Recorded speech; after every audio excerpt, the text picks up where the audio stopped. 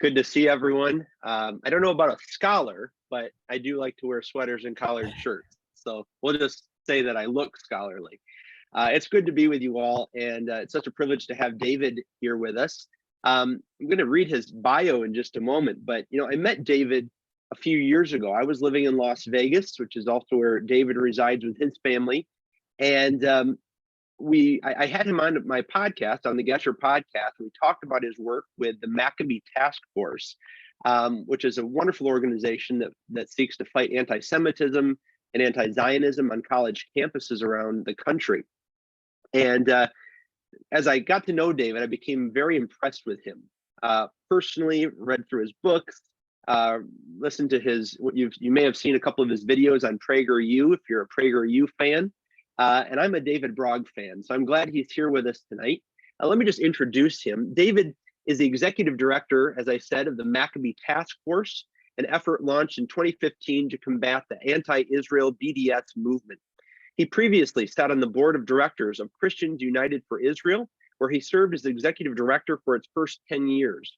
Before CUFI, Brog worked in the United States Senate for 7 years, rising to be chief of staff to Senator Arlen Specter and staff director of the Senate Judiciary Committee. He's also worked as an executive at America Online, and practiced corporate law in Tel Aviv and Philadelphia. David is the author of Standing with Israel, which I highly recommend, Why Christians Support the Jewish State, In Defense of Faith, the Judeo-Christian Idea and the Struggle for Humanity, and Reclaiming Israel's History, Roots, Rights, and the Struggle for Peace. In 2007, the Forward newspaper listed Brog in its Forward 50 Most Influential Jews in America. He is a graduate of Princeton University and Harvard Law School, and he's here to talk with us this evening about the role that Bible-believing Christians, Christian Zionists, have played in the establishment and the reestablishment, really, of the Jewish state. David, it's always an honor to talk with you. We're glad to have you with us today. Thanks for joining us. Thank you very much, Ty. I appreciate the intro. I appreciate your friendship. We were sorry to see you leave Vegas, but I guess if you're leaving to be close to family, well, we have to accept that rationale. Yeah. I feel the call to Michigan until right now. Now I want to be where you are in Vegas, be a little bit warmer there. But David, I want to turn it over to you. But I do want to set this up a little bit. And I don't think I'm saying anything out of line. You mentioned in your preface to your book, Standing with Israel, you are Jewish. You are not a believer in Jesus, but you have developed an understanding of Christian Zionists. Of course, there's always this question in the Jewish community of why do Christians love Israel and the Jewish people? Is there some nefarious reason behind their love for us? And you wrote in this book essentially a rationale for helping the Jewish community understand there is a genuine love for Israel. So I'm going to hand it over to you. Talk to us about Christian Zionists throughout history. No, it would be my pleasure. And so thank you, Ty. Thank you, Steve and Chris. And thank you all. Before we joined tonight, we were just discussing the latest outrages from Kanye West, who keeps going further and further off the deep end. And, if history's taught Jews one thing, it's we can't ignore crazy anti-Semites. And it's frightening, to be honest. Anti-Semitism on the right, anti-Semitism on the left, anti-Semites seeming to grow their audiences and gain a following. So it's just really nice for me to be with a crowd of people who love Israel and the Jewish people and seek to bless us. And God bless you for that. It means a great deal, especially during times like this. I think when people confront the idea of Christian Zionists or Christian support for Israel, it's treated like a novelty. Isn't that cute, these Christians like Israel? And as Ty mentioned, there's a lot of suspicion about it. And when I speak to Jewish audiences, I primarily focus on why that suspicion is wholly misplaced. Because I'm speaking now to Christians, I don't need to tell you why Jewish suspicion of you is misplaced. You know why you support Israel. It's not for any evil, nefarious reasons. It's for the best of reasons, the highest of virtues. It's because of the book of Genesis. It's because of the promises of God. It's because You want to follow God's will and be on God's side, and in seeing God's will performed in the world. But I want to talk to you about what you might not realize is how important Christian support for Israel is. It's not a novelty. It's not a sideshow. It's not a cute thing. It's essential. It has always been essential. And I would go so far as to state and to argue, I do not believe there would be a state of Israel today without Christian Zionists. I have a lot of reasons why I believe that to be the case, but let me put it like this. I think throughout the history of modern Zionism, there have been Jewish dreamers, Jewish ideologues who have dreamed of rebuilding the Jewish homeland in our ancient land in Israel. But they have lacked the political clout and connections necessary to implement this program. But at every step of the way, a Jewish dreamer has miraculously found a Christian Zionist with the political clout and political connections to help them implement what they wanted to do. And I'd like to just cite 3 examples. Let's start with the first example. Right at the beginning, Theodor Herzl. Theodor Herzl, the founder of modern Zionism, was a Jewish dreamer. He wrote his book, Der Judenstaat, the Jewish State, in 1896, with a big idea. There were already Jews going back and building farms in Israel and building little communities in Israel, one more sheep, one more dunam of land.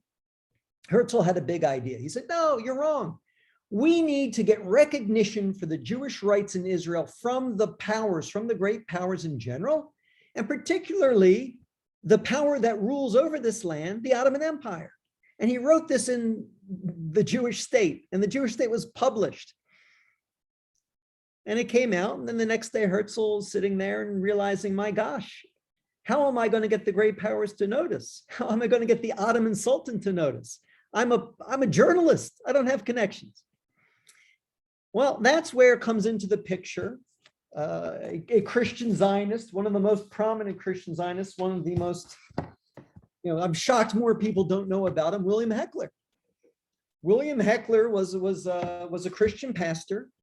Coincidentally, if you believe in such things, providentially, he was the chaplain to the British embassy in Vienna, Austria, when Theodor Herzl, a Viennese author, came out with the book, The Jewish State. The amazing thing about Heckler is that Herzl wrote The Jewish State in 1896. Heckler had written a book in 1884, over a decade before, called The Restoration of the Jews to Palestine According to the Prophets, in which he said by the end of this century, there's going to be a Jewish state. He was wrong about that, but by the end of the century, there was a Jewish Zionist movement, so he wasn't far off. And he was living in Vienna, looking for the signs that the Jewish people, a longing for Zion would be awoken within the Jewish people, because he believed this was imminent. He believed it was going to happen. He's in Vienna, stops in the bookstore and sees a new book by a Viennese journalist named Theodor Herzl called The Jewish State. And he says, this is a sign. It is happening. Everything I predicted according to prophecy is happening. So what does he do? He shows up at Herzl's door. And this is funny. This is probably the first meeting between a Christian Zionist and a Jewish Zionist. And it's just so beautiful. Heckler wrote about it. So Heckler writes, he showed up at Theodor Herzl's door unannounced, knocks on the door. Herzl opens the door and Heckler says, here I am. So Herzl looks at him, through his glasses and says, this I can see, but who are you? And Heckler says, you are a puzzle, but you see, as long ago as 1882, I predicted your arrival. Now I'm going to help you. Well, guess what? This crazy Christian guy who showed up at Herzl's door just happened to have the political connections to make Herzl's program real. He had been a tutor for the nephew of the German Kaiser. And through Heckler, Herzl got a meeting with the German Kaiser. Remember the program to get the great powers? Because of Heckler, Herzl finds himself sitting in a meeting with the German Kaiser in Istanbul. And Herzl says then the German Kaiser was really impressed. And he says, I'm going to try to get the Ottoman Sultan to meet with you in Jerusalem. He's going to Jerusalem. You go to Jerusalem. So Herzl and his traveling companion Heckler go to Jerusalem. And they wait for the Kaiser in a tent outside of Jerusalem, expecting to hear good news. And the Kaiser shows up, and Herzl said it was clear immediately that something had gone wrong. He had heard something bad. He had heard the Sultan would not meet with them. And the Kaiser was much less forthcoming and much less cold. And so ultimately, he did not get that meeting with the Ottoman Sultan he had wanted. But by virtue of the fact that he had met with the Kaiser of Germany, by virtue of the fact that he was now seen as a leader of the Jewish people in the eyes of the world, Herzl's effort to build the Zionist movement was boosted incredibly. His credibility was boosted incredibly, and it really solidified and made the Zionist movement. So that's story number one. Story number two, let's skip forward a little bit to the early 1900s.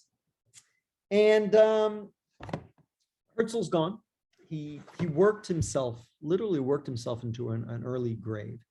And the new leader of the Zionist movement is Chaim Weizmann. Chaim Weizmann is a great scientist living in Britain, but also when it comes to politics, somewhat of a dreamer, somewhat disconnected. At this time in the early 1900s, the British had done something interesting because the Zionist movement, thanks to Herzl, thanks to Heckler, was on the map. They were asking for a Jewish homeland. The British said, well, we can't really help you in Israel. The Ottomans control that, but we control Uganda. We control a big chunk of Africa that doesn't have a lot of people. Maybe you should build your Jewish state in Uganda. And this was a debate at one of the Zionist congresses, and the Zionists turned it down. And a British politician, a British prime minister by the name of Arthur Balfour, couldn't understand why. He was really curious to understand why the Jews would turn down Uganda. And so in the middle of a campaign season in 1906, he's in Manchester. He hears the Zionist leader, Weizmann is in Manchester. He asks for a meeting. He gets this meeting and he says to Weizmann, I don't get it. Why did you Jews turn down Uganda? So Weizmann writes about this in his book, and he relates the following. He says, this is Weizmann writing. He says, I felt I was sweating blood, and I tried to find some less ponderous way of expressing myself. Then suddenly I said, Mr. Balfour, supposing I were to offer you Paris instead of London, would you take it? Balfour sat up and looked at me and answered, but Dr. Weizmann, we have London. That's true, I said, but we had Jerusalem when London was a marsh. Balfour leaned back and continued to stare at me. What's interesting is, and Weizmann might not have realized this, Balfour later wrote the following. This is now Balfour. He wrote about the scheme to settle Jews in Uganda. The scheme had one serious defect. It wasn't Zionism. It attempted to find a home for men of the Jewish religion and Jewish race in a region far removed from the country where that race was nurtured and that religion came into being. Conversations I held with Dr. Weizmann in January 1906 convinced me that history could not thus be ignored, and that if a home was to be found for the Jewish people, homeless now for nearly 1900 years, it was vain to seek it anywhere but in Palestine. Well, all of you have heard of Arthur Balfour, not from his tenure as prime minister and not from his failed campaign of 1906, but from his term later as a foreign minister and the Balfour Declaration. When having been a Christian of faith and having now been convinced of the necessity of building the Jewish homeland in Israel, and now World War I having been fought and the British having taken control of Israel, he issues the Balfour Declaration in 1917, committing Britain to creating a homeland for the Jewish people in their ancient homeland of Israel. Story number 3. Fast forward now to the modern era, 1980s. I'm sorry. Fast forward now to the 1980s. My wife, I always get a little nervous. Menachem Begin is Prime Minister of Israel. And in 1981, Israeli warplanes bomb a nuclear reactor in Asirak, Iraq, and prevent Iraq from getting nuclear weapons. A move that saved Israel, a move that saved the West. The president at the time, Ronald Reagan, wasn't too happy, and he was critical of Israel's decision to bomb that reactor and critical of Israel in multiple ways. Menachem Begin at this point decides to go over Reagan's head to someone representative of Reagan's evangelical base, Jerry Falwell, the head of the Moral Majority. I don't know if a lot of people know this. The Moral Majority, from its creation, from its founding day, was committed, was pro-family, was pro-life, but was pro-Israel. It's in the founding document, principle number 4 of the Moral Majority, to support the Jewish people and the state of Israel. It was there from the start. And Begin knew this, and Begin realized this, and Begin reached out to Falwell and asked Falwell to defend this move and put support out to his community and his followers, and Falwell did that. And then Begin came into a meeting in Washington with Reagan, and the night before, as he's staying in Blair House across from the White House, he meets with Falwell. And he meets with Falwell there, and it's sending a signal to Reagan. And Begin emerges from this meeting and says the following: the evangelical Christians are sincere and devoted friends. We are very grateful to them. They have proved it. There are some who object to this, but if a man or group will stretch out his hand and say, I am a friend of Israel, I will say Israel has very strong enemies and needs friends. Reverend Falwell is a very strong friend. Begin, of course, is a man who lost his entire family in the Holocaust. He's someone who could recognize evil, recognized enemies, but also had the moral clarity to recognize our friends before it was fashionable or popular. And he said, Reverend Falwell's a friend. And of course, Reverend Falwell's support and the support of evangelical Christians for Israel sent the right signals to Ronald Reagan. And that visit to Washington after the bombing of the nuclear reactor went better than expected and was much friendlier than expected. And I think Falwell and the evangelicals had much to do with that. So we see this pattern here with Herzl and Heckler, with Weitzman and Balfour, with Begin and Falwell, of Jewish ideologues, Jewish dreamers, but Christians with the contacts, Christians with the power, Christians with the political clout to make those dreams come true. And I think that's a pattern that continues down to the present day. One of the reasons why I was so honored and excited to be part of the creation and the growth of Christians United for Israel is I worked in politics. I worked in Capitol Hill for years. The Jewish community, is less than 2% of the country. And geographically, we're limited to the coasts. You take out the Jews of New York and New Jersey and Miami and LA, there are very few left. And most of those are Democrats. As a Republican, I would say, unfortunately. So you're talking about a group that is really not well positioned. Everyone talks about Jewish power. Everyone talks about Jewish control. Kanye West thinks we control everything, I guess. The reality is that is not true. If you want to have a United States that's supporting Israel, you cannot rely upon so thin a political base, so concentrated a political base, and so democratic a political base. Evangelical Christians, first of all, the numbers, they're under 6 million Jews in America. Pro-Israel evangelicals, you tell me, between 50 and 100 million, right? And there are evangelicals in New York and evangelicals in LA, but there are evangelical Christians in every single congressional district in between. And finally, evangelicals are powerful where the Jewish community is not. This is the most important constituency in the Republican base. And so even today, you might have Jewish dreamers and Zionists in America. I am convinced if we want an America that will continue to stand with Israel, it cannot rely on the thin reed of the Jewish community. We need a base that is much larger, much stronger, much more diverse politically and geographically. And the greatest friends we have who have come into the pro-Israel camp in such a powerful way, who provide us these things we lack, is the evangelical Christian community. So the pattern set by Heckler, by Balfour, by Falwell continues today through groups like Christians United for Israel, through groups like the Friends of Israel, and through all of the evangelicals who are standing up and supporting Israel, and not just Israel, the Jewish people in America against anti-Semitism. And so it continues to be as important as it's always been. I said earlier, I don't think there'd be a state of Israel without Christian Zionism. I believe that.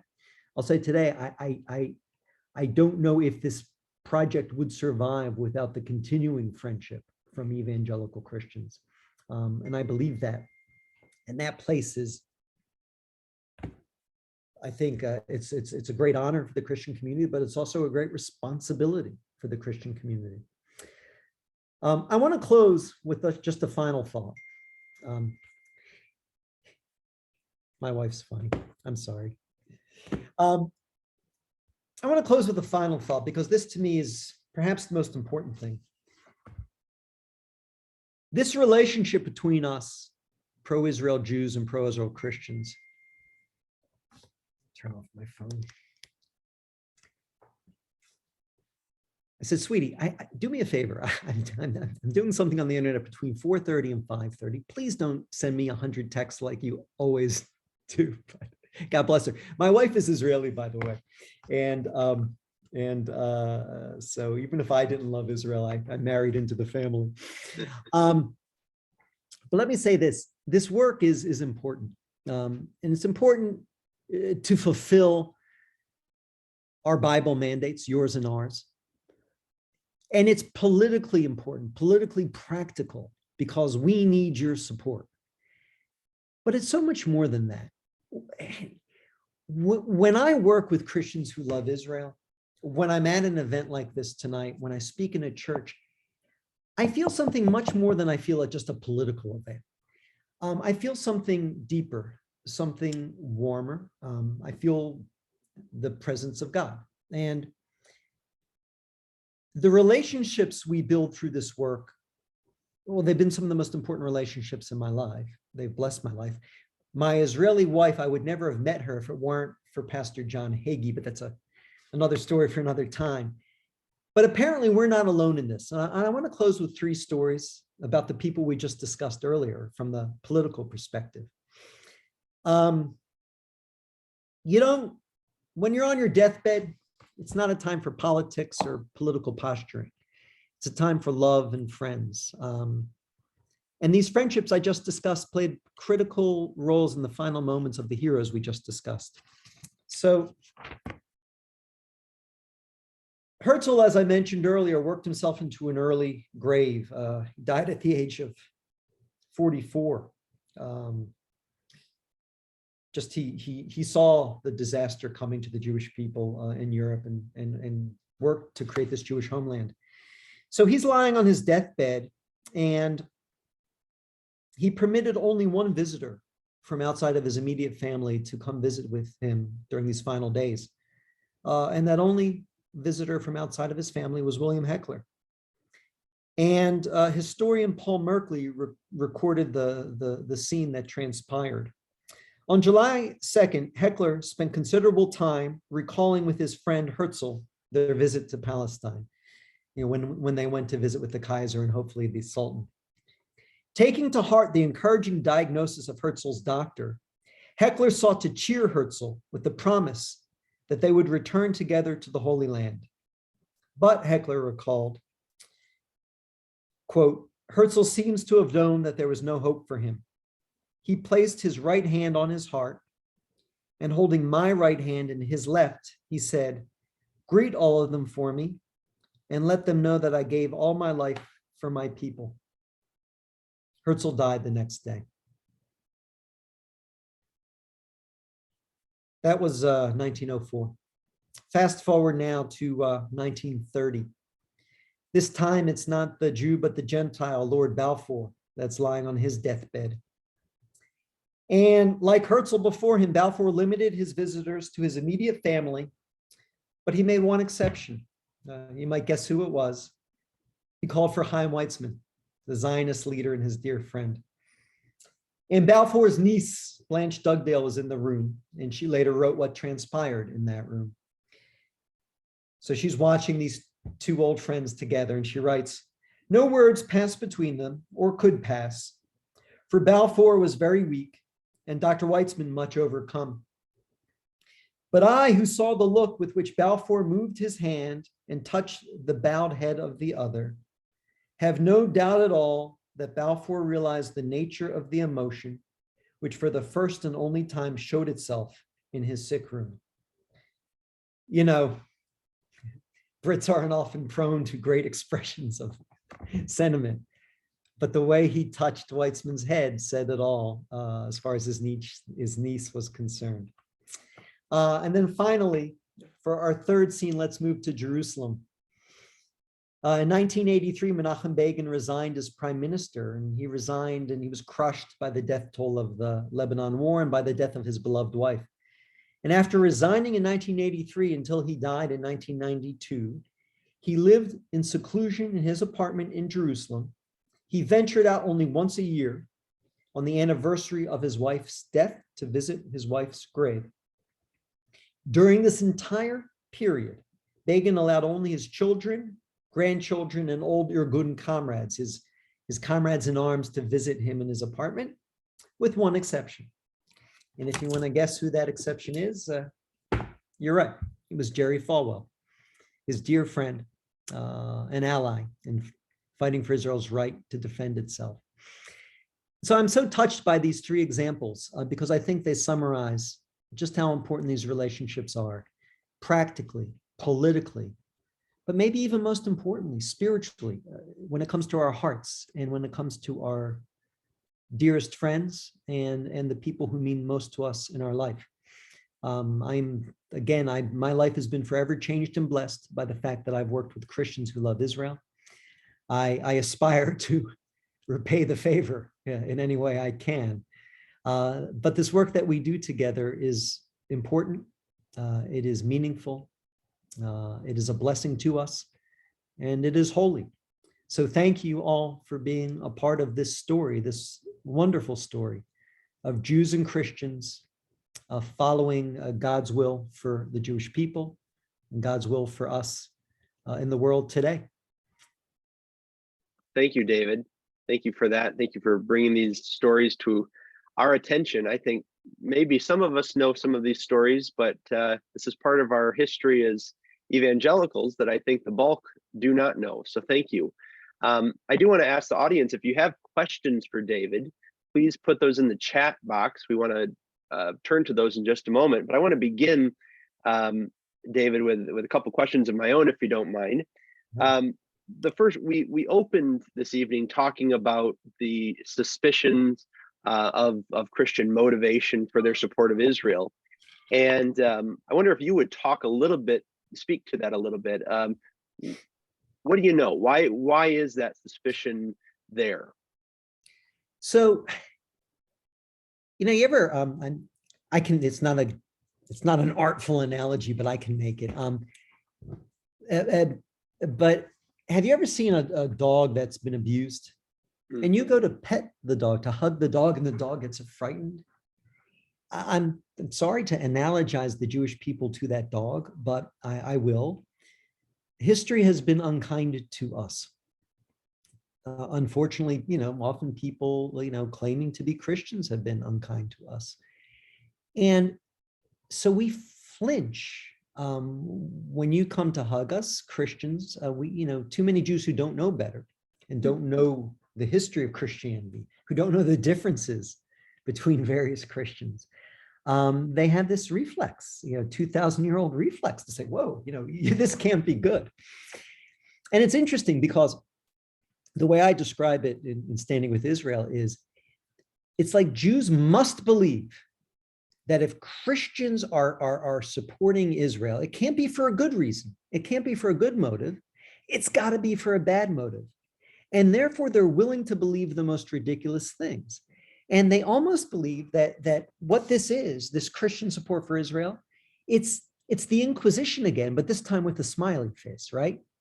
So they believe this idea that Christians can't love us, they can't want what's best for us, so you must be supporting Israel to speed the second coming of Jesus. This is, I mean, Jews who know nothing about Christian theology presume to know a heck of a lot about Christian eschatology.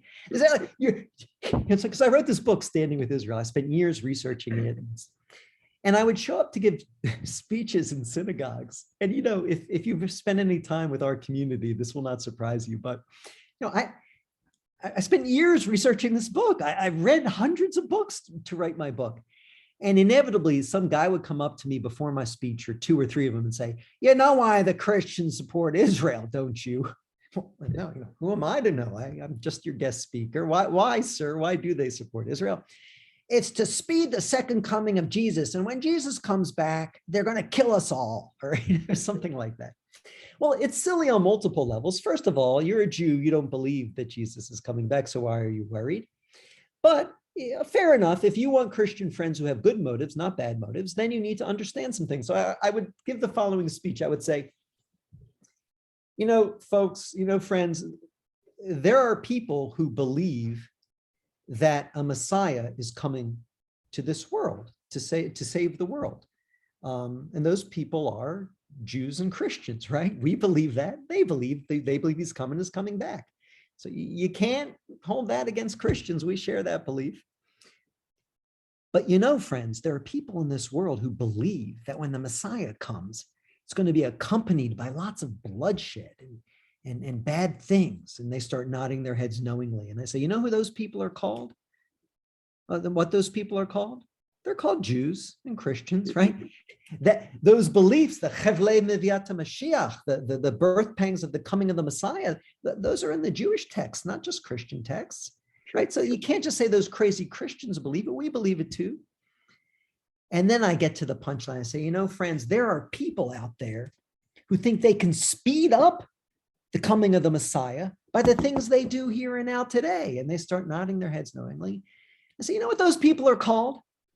They're called Jews. That's actually a Jewish belief.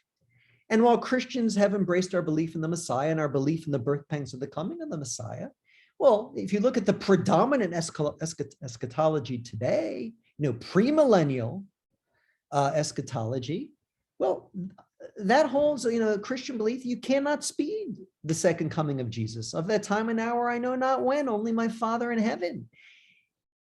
Most Christians today don't share the Jewish belief that through their actions they can speed the second coming. So if that's true, if they don't believe that they can speed the second coming, then they're not supporting Israel to speed the second coming. So why are they getting up and going to pro-Israel rallies? Why are they coming to our annual Kufi conference? Why are they going to Friends of Israel conferences? Why are they going on the Zoom tonight? It must be other reasons. And it is other reasons. And more than the prophecies of Revelation, it is the promises of Genesis.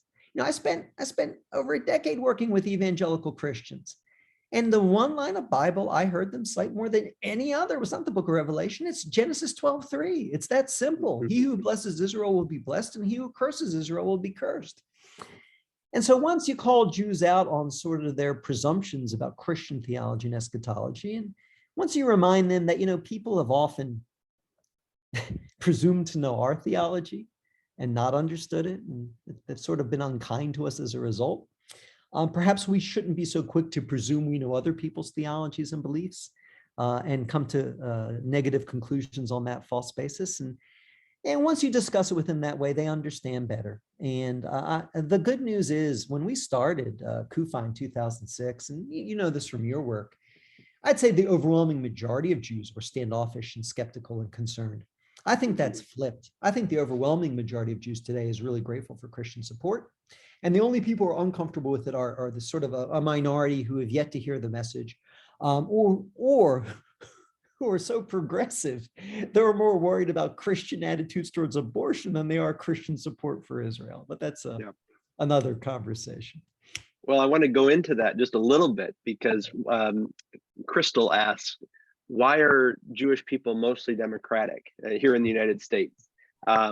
That's a huge topic, but can you give us a little insight into why does much of the Jewish community lean leftward? Yeah. So it's a great question, and it's one that you know, we conservative Jews like to debate a lot. You know, I was an early Republican Jew. You know, And I was part of this Jewish Republican club in DC. And then, how many times I heard, oh, do you all meet in a phone booth? But it's sad but true. Look, here's what I think happened with Jews. And I see this in my parents. My mother, God bless her, she agrees with me on everything. She agrees that the Democrats are bad on Israel. She agrees that the Democrats are bad on crime. She agrees. She cannot vote Republican. It's a psychological block. And I think the problem is this. Her generation, all four of I'm a very typical Jew in this way. I'm 56. All four of my grandparents were immigrants to this country. And my two parents were born in this country and raised in immigrant households. And these were the days when the only real anti-Semitism around was sort of that genteel anti-Semitism of the WASP establishment, right? And God bless the WASP anti-Semites. I mean, this was an era when other anti-Semites were shoving us into crematoria. I'm sorry, I can't get too angry at the fact that you didn't let me into your accounting firm or your golf club. It was wrong, it was bad, but God bless a country where this was the anti-Semitism of the 1940s. But they grew up in this day and age where it was the genteel anti-Semitism. Jews weren't allowed in certain golf clubs or certain neighborhoods. My father graduated top of his class, the Wharton School in the University of Pennsylvania. He knew he could not get a job in the top accounting firms because no Jews need apply. And so in those days, Democrats were seen as the champion of the underdogs, the champion of the immigrant, the champion of the outsider. And to some extent, they were.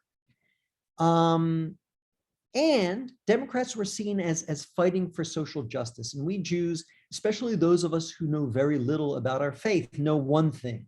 Tikkun Olam, Jews support repairing the world, Jews support social justice. And that's a whole nother conversation. That's come to replace real Judaism for too many Jews. But this was implanted on their minds so deeply that my mother cannot pull a lever for a Republican today. The Republicans are cold to us. They don't want us here. The Democrats are the ones who welcome the immigrants and the workers and the downtrodden and fight for social justice. And unfortunately, times have changed dramatically. That is no longer the case. Anyone with eyes to see can see that the Democratic Party is not the friend to Israel and not the friend to the Jewish people, and that the Republican Party, despite some wacko anti-Semites on the right, is overwhelmingly friendly to Israel, overwhelmingly friendly to Jewish interests in this country, including preservation of the very meritocracy that's allowed us to succeed here. And I'll close with this. I think many Jews are skilled at business. I think not all of us. Case in point right here. If you want to know how to make a lot of money in investing, and this is almost an ironclad guarantee to you. If you want to make a lot of money investing, please watch what I do and do the exact opposite. I have almost always hit everything at the wrong time. But some Jews are really blessed in business. Some Jews are blessed entertainers. As a people, we are really politically stupid. And I'll say that, stupid. And it's time for us to wake up, but that's more my burden than yours. Thank you. David, there's another question here, and I'll preface this by saying, a few years ago, when I was living in Vegas, I was downtown and there was an anti-Israel protest. A Jewish friend asked me to go and observe with her just to see what's going on. And they were a leftist group. They saw us, and anyway, for several city blocks, they followed us, harassed us. That was a difficult thing for me to grasp because they were Jewish, but they were against the state of Israel. And so we have a question: why are some Jewish people against having the Jewish state? We also see this on the I guess we'd say the right with the Orthodox, some groups of Orthodox. Can you talk about those groups? Why are some of them anti-Zionist? So I think you see this also in the liberal church. And I see it with liberal Jews. These Jews, their religion is not Judaism. They know nothing about Judaism. Their religion is leftism. Their religion is progressivism. And all they know about Judaism is some wildly abstract idea that Jews support social justice. Therefore, I'm being a good Jew if I support Black Lives Matter and every other left-wing cause without filter. And if your religion is leftism, well, leftists do not like Israel. It is now, it's, you know, there used to be a fight on the left. There's no longer a fight. We lost. I'm talking about the far left. I'm not talking about all Democrats, thank God. I'm not talking about all liberals, thank God. I'm talking about the woke left, the progressive left is incredibly anti-Israel. So if that's your religion, then you're going to be a critic of Israel, even though you're part of the Jewish people. Because it takes knowing a faith called Judaism to understand the justice of Israel and to understand, you know, why there's an Israel, and to understand and to see Israel as part of God's plan. And they lack all of that.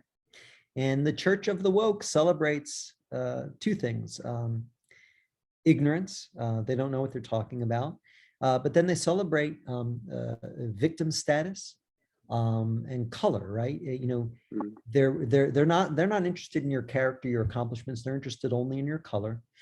And so it's so funny because it's this interesting combination of leftist religion and ignorance. So they say, Israel's a bunch of white Europeans, false, who went and colonized the land of dark native inhabitants, the Palestinians. Wrong. And so if you believe the lies of Israelis, all Israelis being from Poland, all Israelis coming to this land they had no connection to, and taking it from the native inhabitants who were Palestinians, if you believe all these lies, then Israel fits perfectly into your passion play about white people being the source of all evil, and dark Palestinians being pure victims. And, you know, in this world in which we live, where people don't bother to read books or know history, that's become the established fact on the left. And it's bad enough people in general believe it, but yeah, it's especially painful when young Jews believe it because they just don't know better. We have a question from Penny. She asks, what do you think of President Trump's moving the embassy to Jerusalem? And then she also wants to know what you think of the idea of the one-state solution versus the two-state solution.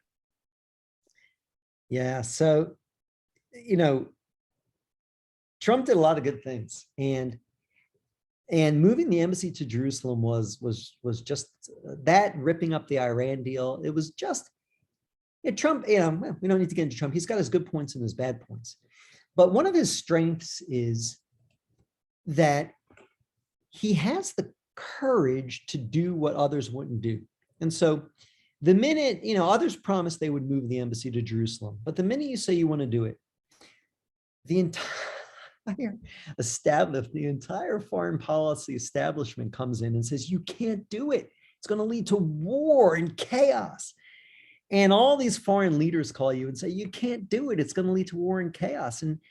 And other leaders who are less brave and maybe too deferential to the intelligentsia, they give in and they didn't do it, and most notably George W. Bush didn't do it. So this is where Trump's traits really were admirable. He promised to do it. Everything that everyone predicted happened. He was told you can't do it by the State Department. He was told you can't do it by world leaders. And but he had the courage of his convictions and enough disrespect for the intelligentsia within the Beltway to go ahead and do it. And it was just a brave move and an important move. And for that, he'll always have my gratitude and respect. Was there a second part to the question, Ty? Just about the one state solution versus the two state. So look, first of all, I'm not an Israeli. And so I've always been reluctant to dictate to Israel what they should do. I've always felt this was a sort of a difficult life and death decision that Israelis have to take. And I've always been deferential to the Israelis when it comes to this. Look, they're the ones who live within the bomb range of Hamas and Hezbollah. They're the ones whose sons go off to war. Not me at the moment, and not my wife might have different ideas in mind, but not me and not my children at the moment. So I defer to them, but I do point out to them the following, which is Israel's tried, and this is one of my PragerU videos you mentioned, Ty. Israel's tried on 5 separate occasions to offer the Arabs of Palestine, so the Jews of Palestine, who later became known as Israelis, on 5 separate occasions offered the Arabs of Palestine, who later became known as Palestinians, this idea that Palestinian nationalism was always there. There was a Palestinian nation, just historically incorrect.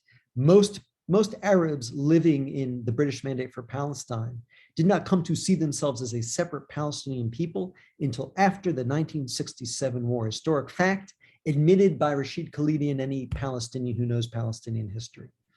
So the Jews of Palestine, later the Israelis, offered the Arabs of Palestine, later the Palestinians, their own country on 5 separate occasions: 1937, 1947, 1967, 2000, 2008. Each and every time, the Arabs of Palestine, later the Palestinians, turned it down, and often they turned it down violently. In 1948, they turned it down violently by attacking the Jewish state and trying to destroy it. And by the way, this wasn't the neighboring Arab countries who did this. This was 1947, not 1948. After the UN voted for partition in November 1947, the Jewish communities were invaded the very next day, but not by the neighboring Arab countries. They didn't invade until Britain left in May of 48. For over half a year, the war was carried on only singularly by the Arabs of Palestine, determined to destroy the Jewish state. They were not innocent bystanders. They were the ones who led the charge to destroy Israel.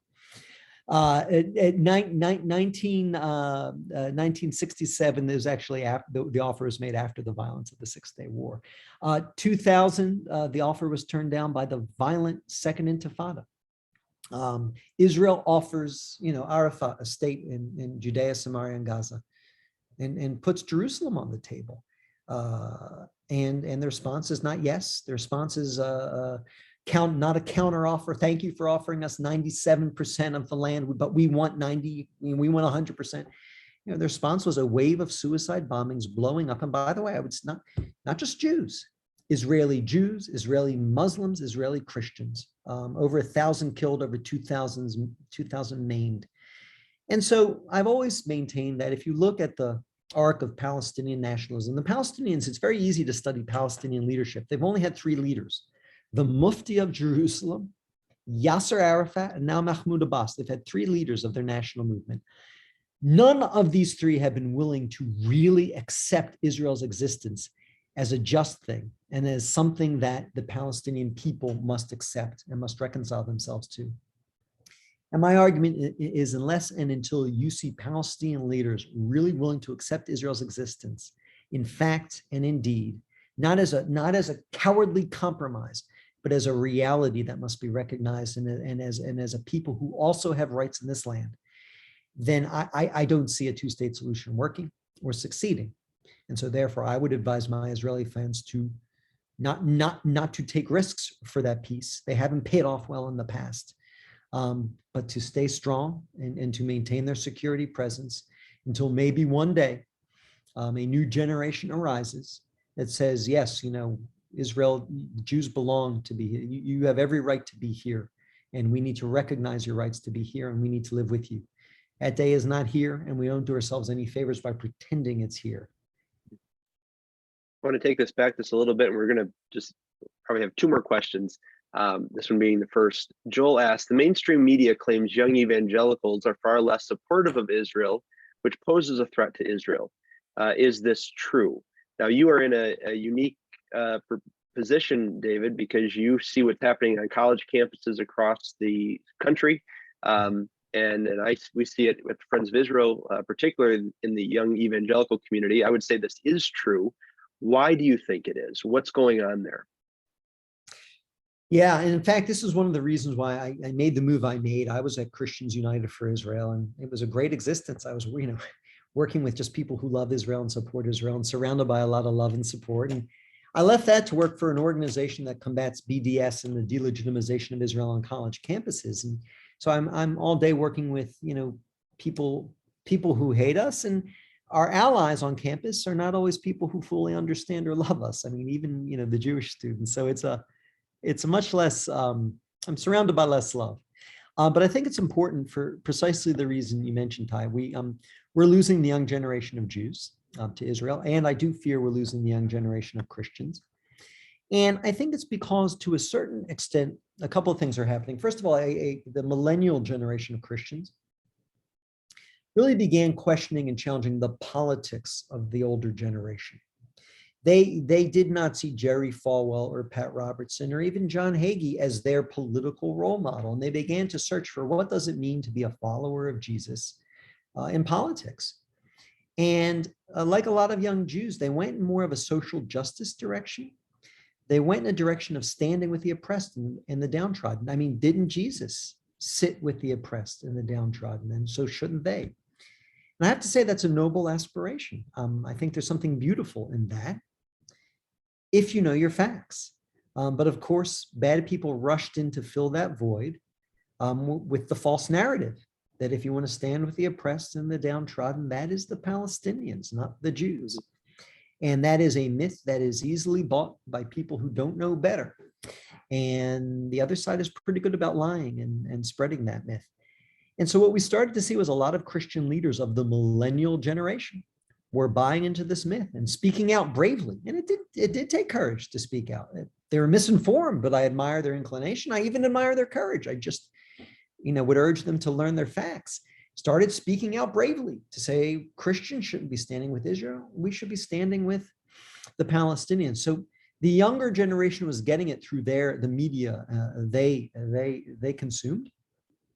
And that combines with the second thing, which is when young Christians go out into the world and when they go to college, they're surrounded by the world and they're surrounded by progressivism of the campus. And very often they're not prepared to deal with that politically, morally, and otherwise. And so these things were combining and creating an environment where more and more evangelicals were accepting the anti-Israel lie, the anti-Israel narrative, and acting on it to pursue what they see as social justice, which in the end would be a great, great injustice. And so we've got a challenge. We cannot presume that this support is there among young Jews, and we cannot presume the support is there among young evangelicals. Therefore, it's incumbent upon us to know the facts and to share the facts with them and share it in a way where they will listen. And sometimes some of the messengers of the past are not best equipped to deal with the younger generation. And I put myself in that camp. I try to reach younger people through younger people because, they look at me and I guess I'm a little too old and a little too out of it for their tastes. So, we need to reach them the right way with the right message through the right people. Yeah. Well, I want to close with this question. Ben says, thank you, David. We're standing with you no matter what. And now here's the big question, David.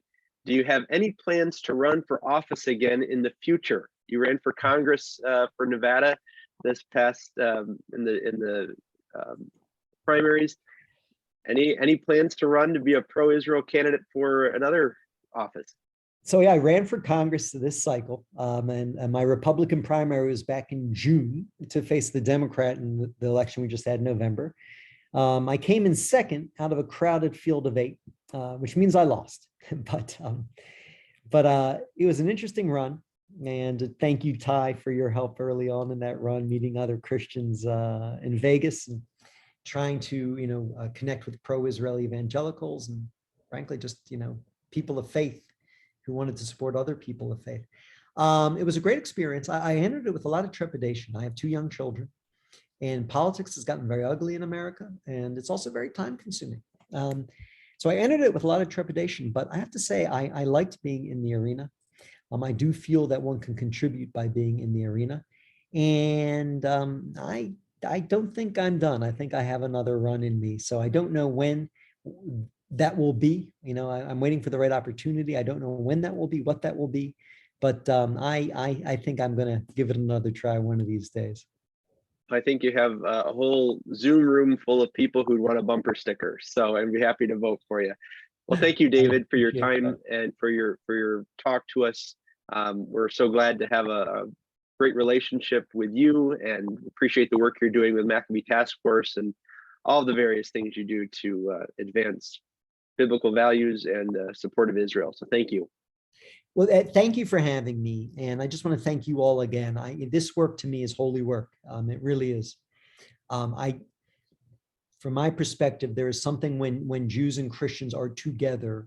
I think there's something important that happens.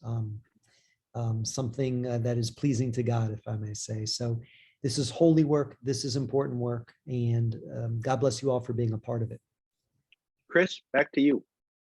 That was fantastic, David. Thank you so much. I always think of Heckler and Herzl, and when Herzl described Heckler as being somebody who kind of said he was telling me I was on a biblical mission, and I always valued that because I think that's where Christians are when it comes to support of Israel and the Jewish people. It's not a political mission. It's a biblical mission. It's grounded in our faith.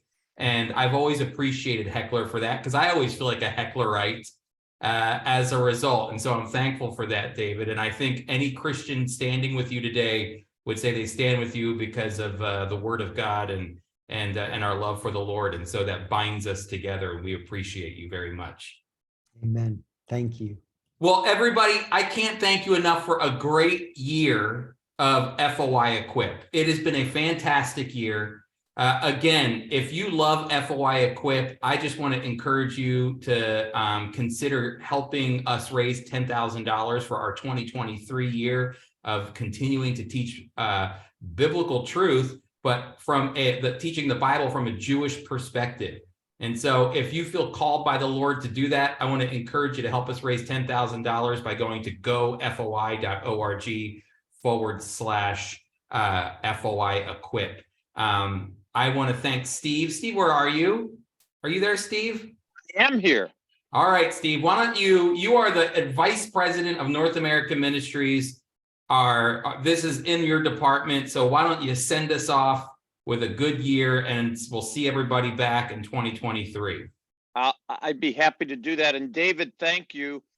Actually, I remember you, David, all the way back when you came to meet Bill Sutter. You were writing your book, and Bill came to his staff to say what an incredible opportunity that was. We love you at Friends of Israel. We've followed you.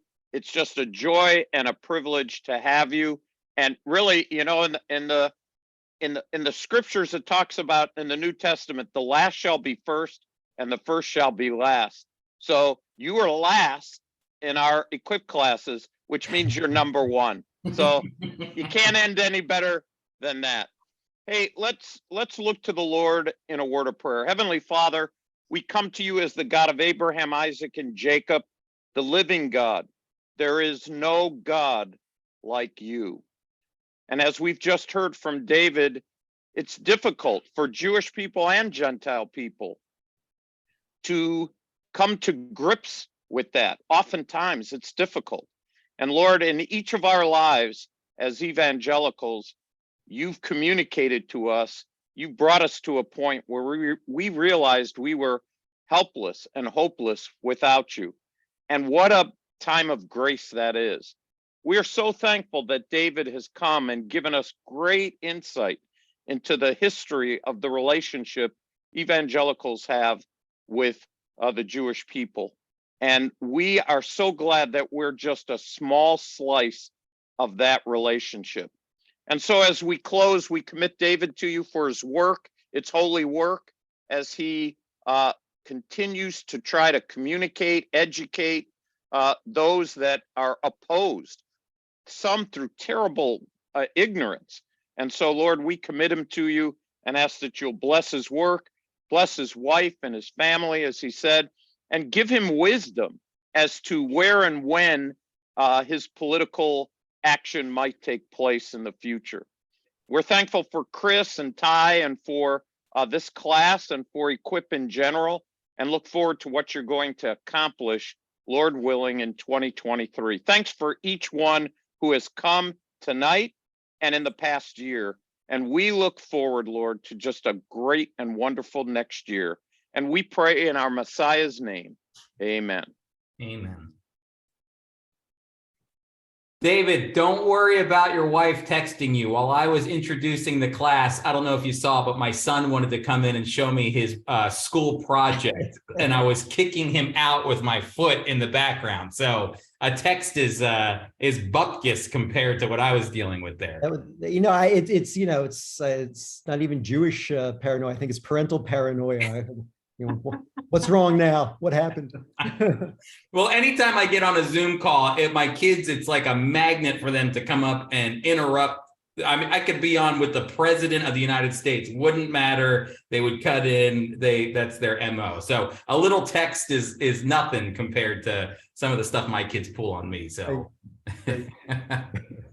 well, great to see everybody. Great to see you. Hey, David, too, really quick. I just want to let you know where everybody was coming in from before we leave. We had Alabama, Maryland, Michigan, Ohio, Ontario, Canada, Virginia, Ohio, Toronto, Canada, Chicago, Pittsburgh, Colorado, Glassboro, New Jersey. Way to go, South Jersey, Virginia, Florida, California, Virginia, Michigan, Delaware, North Carolina, California. Look at this. This is great. We got a lot of Spokane, Washington. We had them all over, David. That's fantastic. What a wonderful group. And hello to Glassboro. I grew up in Margate, New Jersey, not far away. That's right. That's great. All right, everybody, have a great one. Merry Christmas. Happy Hanukkah. We'll see, and Happy New Year. We'll see you next year. Be looking out for emails from FOI Equip. We love you all. Bye. Thank you from California. Thank you. Thanks, David. Thank you, everybody. Thank you. Thank you from Detroit, Michigan. Go Blue. Hello. Thanks, David. Thank you. Thank you from Milwaukee, Wisconsin. Thank you. David, I was at the CUFI convention in 2006. You mentioned that in your talk. Was that the first year you were with them? The first year we did the convention was 2006 or 2007. I'm trying to remember the first year. Yeah, but we thought it would be a one-time thing, but so many people came. We were blown away. We made it annual. We might have had 500 people. Something like that, right? And I was also at the AIPAC meeting in 1980. Was it 84? Just after Reagan got shot. Was that 84? I don't remember. 82. Yeah. It was at the Sheraton Hotel. That's where the AIPAC meeting was, a few months after he was shot. Yeah. And we barely had we had about 500 people at that meeting as well. As you know, AIPAC has soared to over maybe 15,000. They could hold. Yes. They could fill a basketball arena now without any problem. Yeah. Yeah. That they fill that arena quite well. Things have changed. I Yes. should have asked you a question about your opinion about AIPAC now. It's changed drastically from what it used to be. Well, it has. Look, they do important work. They didn't support me in my campaign, but they do important work. Yeah. Anyway, I gotta start fighting traffic and get home. But God bless everybody. a pleasure to connect.